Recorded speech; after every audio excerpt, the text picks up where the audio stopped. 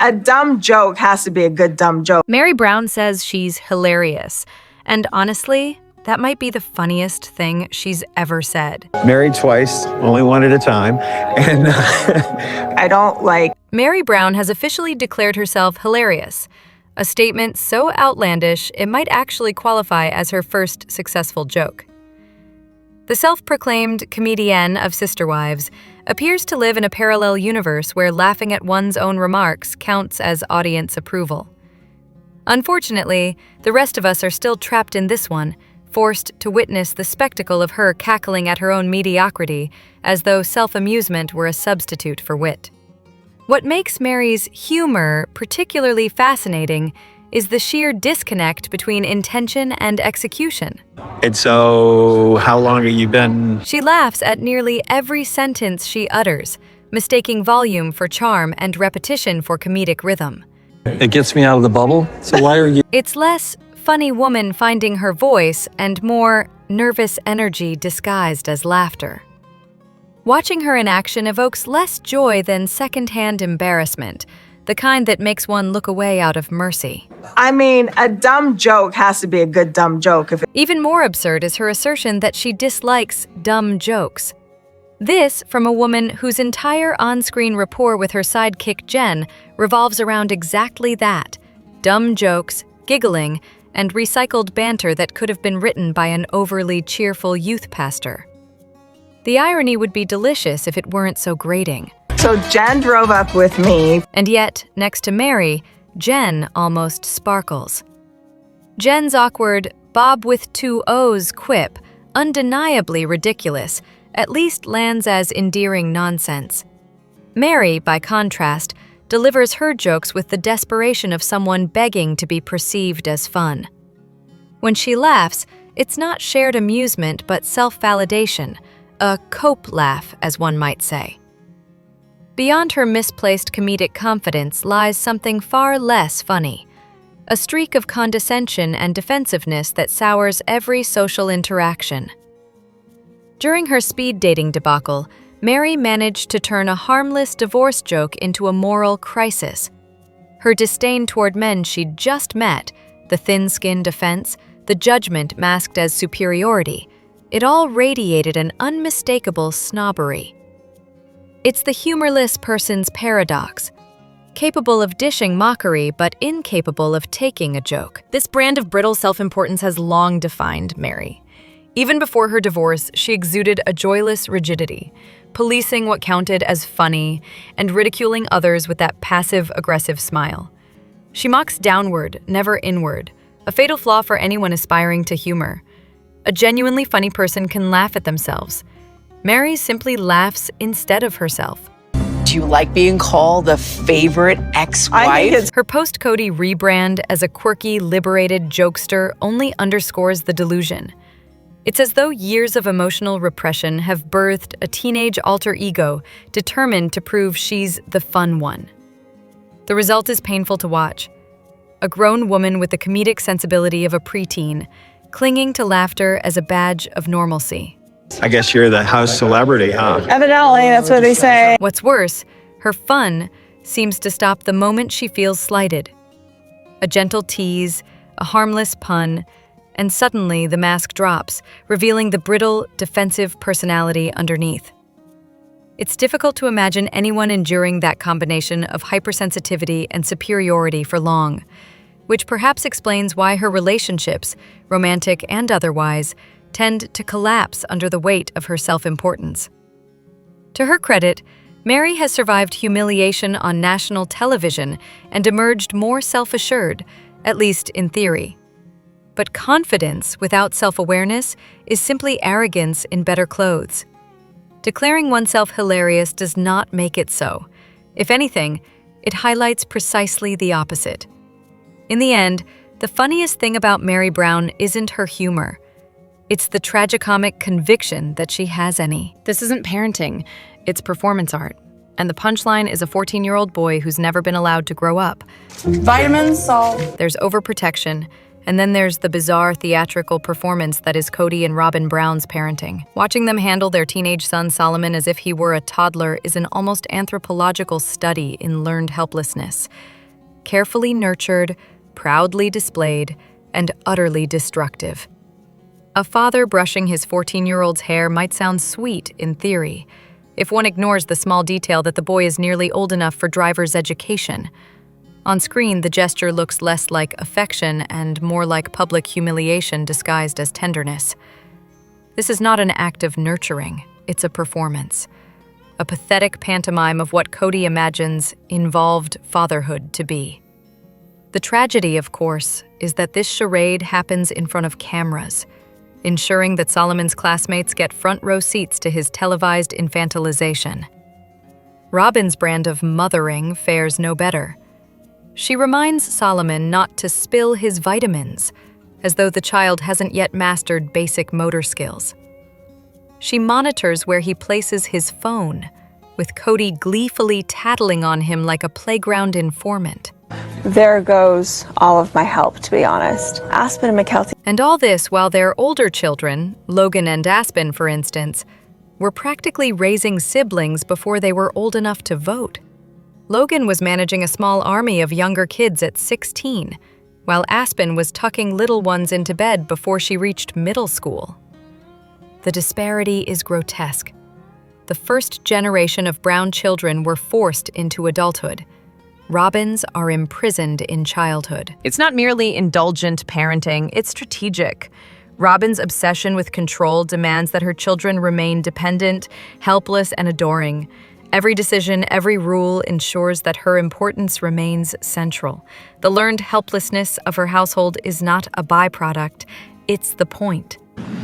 Has been looking at the idea of maybe introducing you to a venue. Why else would teenage girls need permission to attend youth groups or to explore other churches? Independence, after all, would disrupt the fragile illusion of her maternal sainthood. When your children are adults, they grow up, they leave. Even more alarming is how the same parents who banished adult sons during a pandemic for being too old to live at home now cradle a near high schooler as though he's in preschool. The hypocrisy is staggering. At 20, you're on your own. At 14, you get your hair brushed. But perhaps inconsistency is the only constant in the Brown household. When Dayton was born, his legal name was David Preston. Then there's Dayton, now going by his given name, David, whose quiet disappearance from the family narrative is treated with the same eerie silence that once befell Richie Cunningham's brother Chuck. Poof, gone, never to be mentioned again. Whether he escaped or was edited out of the family myth, his absence underscores the rule. In this household, independence equals exile. This entire dynamic radiates performative virtue. Cody and Robyn clearly believe their contrived acts of parenting will read as evidence of closeness and care. Instead, they broadcast an unsettling blend of neglect and control. The tenderness is hollow, the involvement performative. What's left is a disturbing inversion of healthy parenting. Autonomy is punished, dependency is celebrated, and the children's dignity is the inevitable casualty. Solomon's visible discomfort speaks volumes. His forced smiles never reach his eyes. The boy looks perpetually wary, as though he's aware of the act but powerless to step off the stage. It's not hard to imagine the fallout once he's old enough to grasp just how publicly his adolescence was mishandled. Cody Brown's parenting has always existed at two extremes: neglect or suffocation. He cannot meet his children as individuals, only as props in whatever narrative currently redeems him. The older children were burdens to be offloaded, the younger ones trophies to be coddled.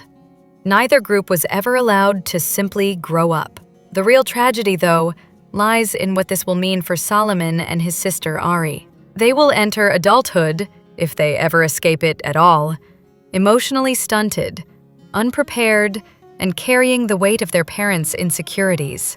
While the rest of the Brown children learned resilience through abandonment, these two are learning helplessness through overprotection. One might call it ironic. In their desperate attempt to prove they are loving, attentive parents, Cody and Robyn have managed to showcase the purest form of neglect there is: the refusal to let a child become their own person. They didn't lose Dayton Brown. They edited him out. Because in the Brown family, honesty isn't just inconvenient, it's a fireable offense. Peyton Brown's offhand claim that Dayton was kicked off sister wives lit up speculation faster than a Cody Brown tantrum. Theories range from the plausible to the absurd, but one I understand one of the children had a special request. consistent theme emerges. Dayton, or David, as his birth certificate still reads, likely refused to play along with the ever-thinning facade of Cody and Robyn's family narrative. Let's start with the obvious. Dayton's quiet exit from the show coincides neatly with the period when the family's storylines became less documentary and more delusional pageant. Robyn and Cody have always favored those who toe the party line, and anyone, Dayton has a mild form of autism called Asperger's. especially someone on the autism spectrum, who struggles with scripted dishonesty, would naturally be a liability. When your reality show depends on pretending your family isn't imploding, authenticity becomes an act of sabotage. Whether Dayton was officially kicked off or politely moved backstage hardly matters. The result is the same.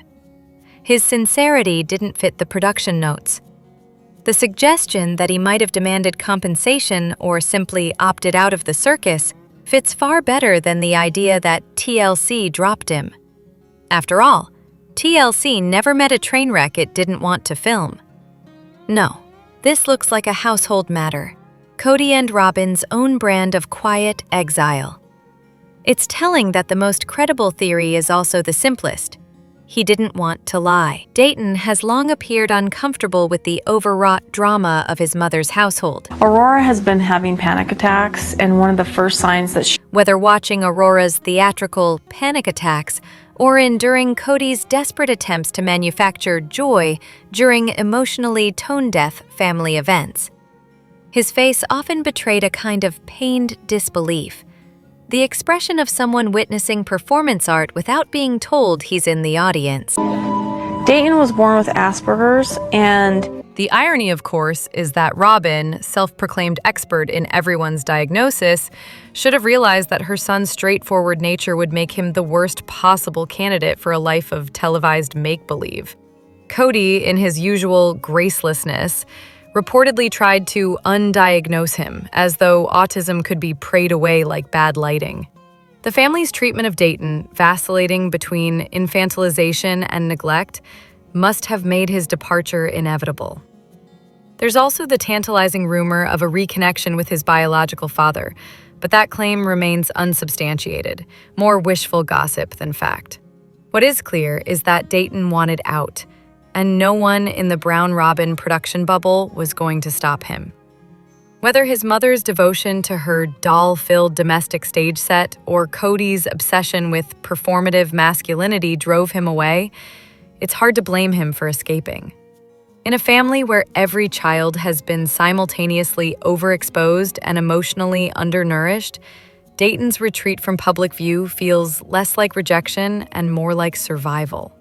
The OG-13 have earned sympathy simply for enduring a childhood spent as collateral in their parents' televised ego war. And while Peyton's commentary should always be taken with a salt mine's worth of skepticism, given his own flair for dramatics, it's entirely believable that Dayton's honesty made him inconvenient. On a show built on delusion, the truth is the one thing that really gets you cut. Here's what TLC doesn't want you to notice about Robyn's daughters, and why their innocent storylines are anything but harmless.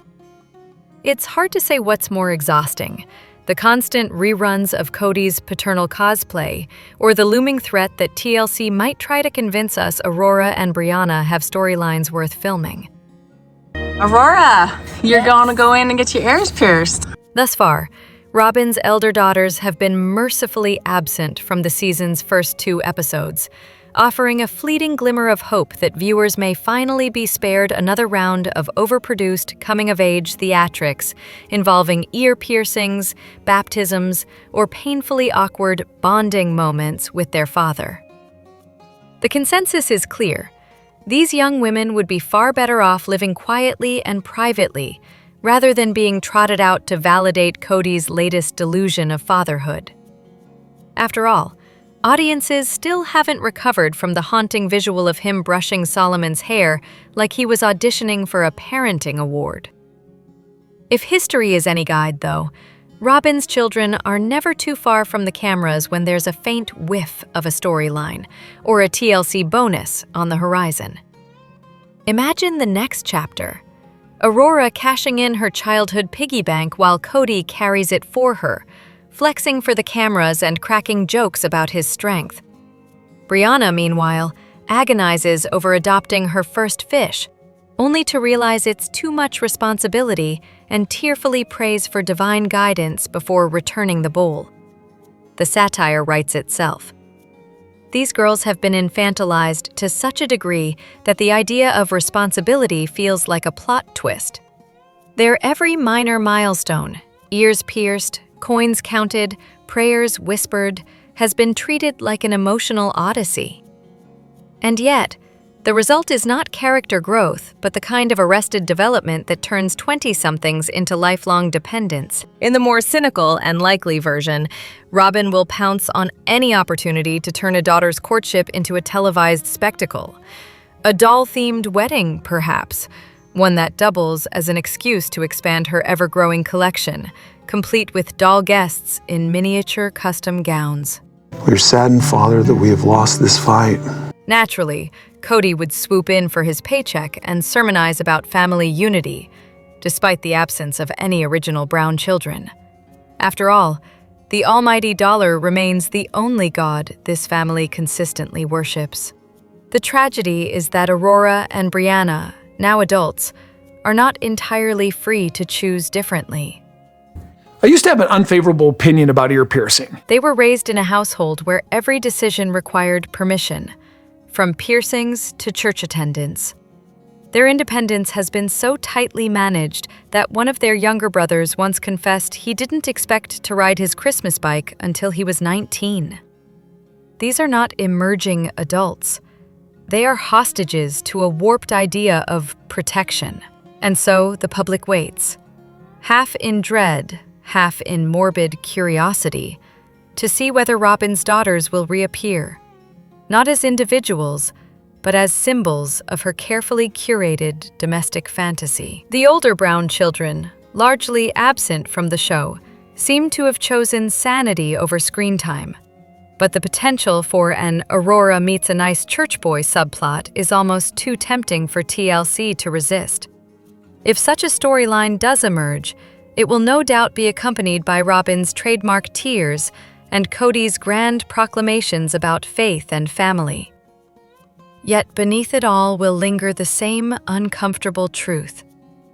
These girls were never allowed to grow up, only filmed doing their best impression of it. Perhaps, for their sake, and ours, the cameras should finally turn away. This isn't a story about a grieving father. It's a story about a man who turned his son's death into a PR opportunity. There are bad fathers, there are absent fathers, and then there is Cody Brown. It's a breakdown on agreement on how we're supposed to have our family.